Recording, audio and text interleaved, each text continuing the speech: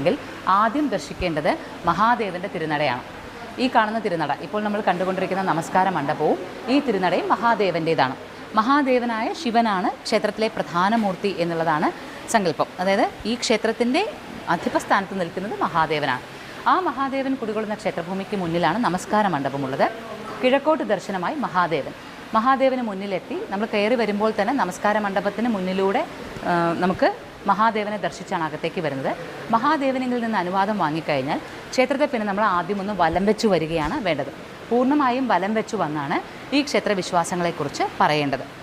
ഇവിടുത്തെ ദർശനക്രമവും വ്യത്യസ്തമായ രീതിയിലാണ്. മാടായിക്കാവിലായിക്കൊള്ളട്ടെ, അതുപോലെ തന്നെ മാമാനത്ത്, കളരിവാതുക്കൽ തുടങ്ങിയിട്ടുള്ള നിരവധി ക്ഷേത്രങ്ങളിൽ ഇങ്ങനെ വ്യത്യസ്തമായ പൂജാ സമ്പ്രദായങ്ങൾ നിലകൊള്ളുന്നുണ്ട്. നമുക്ക് ഈ വഴിയിലൂടെ ഒന്ന് നടന്ന് ആ ക്ഷേത്രത്തിൽ പ്രദക്ഷിണ പാതയിലൂടെ ഒന്ന് സഞ്ചരിക്കാം. വർഷത്തിൽ എല്ലാ ദിവസവും മാമാനത്ത് അഭൂതപൂർവമായ തിരക്കാണ് ഉണ്ടാവുക. ആ തിരക്കിനൊപ്പം സഞ്ചരിക്കാനുള്ള